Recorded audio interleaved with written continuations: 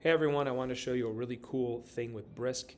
This can be great use for a subplan or just a simple review, especially if you have kids at a lot of different levels within your classroom to kind of help them go through like a review packet, review sheet, anything like that. So I found it easiest if obviously the document or sheet, I'm not sure if this will work with PDFs, but you could try it and let me know.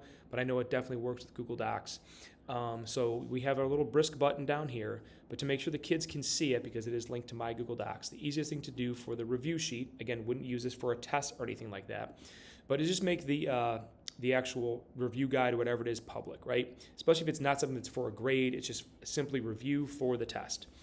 So anyone with the link, right, it'll give you several options here. It'll probably say restricted at first, go down to anyone with the link, and that will open it up and make it easy for the kids to see it through Brisk. Okay. Now, once I click on Brisk, we've all used a lot of these features, but I don't know if a lot of people have used Boost Student Activity. And this is a really cool thing. I'm going to go create from this document, and it's going to read the document, and then it's going to ask, what do I want? And you have a few different options here. If you're starting off a unit, you can develop a hook. You can brainstorm new ideas if you're doing a writing activity. You can actually do a character chat, which is really, really kind of cool. I've done this with Great Gatsby where kids can actually talk to Nick Carraway or Jay Gatsby, or talk to Myrtle or pick a character and talk to them, which is really kind of a neat, and it'll talk to them in their perspective, which is really, really kind of neat. So like history, if you want them to talk to someone from history and it's in the document, you could do that as well. Debate's a neat thing because it will debate with them based on various topics. Have them take a side and strengthen their side, strengthen their argument. So these are really, really kind of neat things. The ones that I've really spent the most time with, though, are exit tickets and tutor. You can make an exit ticket that's just give them a few questions to make sure they understood what went on that day, and it'll tell you whether or not they finished it. So it's a great, easy exit ticket you can use. But I'm going to show you tutor to start. So here you're going to see select a class. That's only if you're hooked to Google Classroom, which we're not. It'll give you a create an activity about the attached document, and I'm going to add for the upcoming test. Okay. Once I click continue, it's going to automatically put in the learning objectives. And again, you can always go back and edit those. It's going to add guardrails for students that are struggling. It's going to tell you how they're going to scaffold it. So if you want to go through and you want to edit those and change those, you're more than welcome to do it. And then from there, what I'm going to do is I'm going to click on create activity. Now, when I create the activity, I know what you're asking right now, how can the students get here? I'll show you that in just a second. But right now, it's going to give you kind of a sample. So I can take a look and I can say, let's go, okay? So now this is kind of how it's going to start them. It's going to ask them where they want to start. So it has 3 different sections to this. I'm going to say I want them to start with definitions. So I'm going to say that. Then we'll say, let's start with the foundation. Can you tell me what a metaphor is in your own words? So I'm going to give the incorrect answer first so you can see what it does. I'm going to say comparing two things using like or as.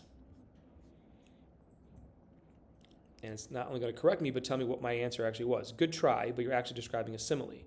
That's the one using like or as. A metaphor compares 2 things without using those words. What do you think that means? So it's not just moving on to the next question, but it's forcing them to think and interact with it, okay?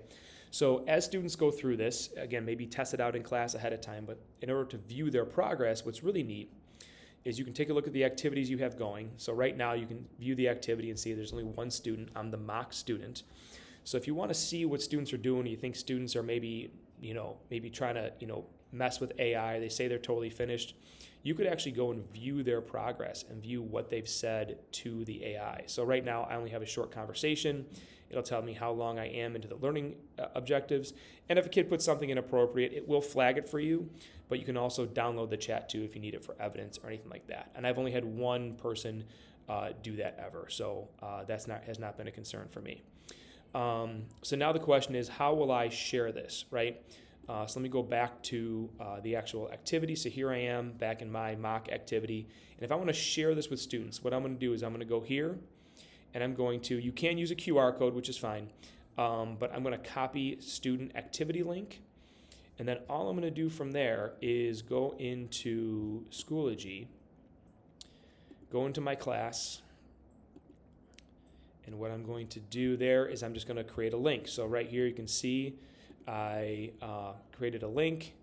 I just put that in there. I called it Poetry Tutor, save changes, and now when kids go into it, all they need to do is click on this, and it should open up right in Schoology for them, and you should be able to monitor them. So my suggestion to you is if you've never done it, I would maybe try it out in class before you just use it as a sub-plan, but this has been a great way for kids to be able to get through documents, get through materials, especially if you don't want them just kind of working on other work, or if you have a test or quiz coming up, it's a great way to review. So if you have any questions or want me to set it up for you or need me to kind of swing by your classroom to help you out, let me know. Hope to talk to you guys soon.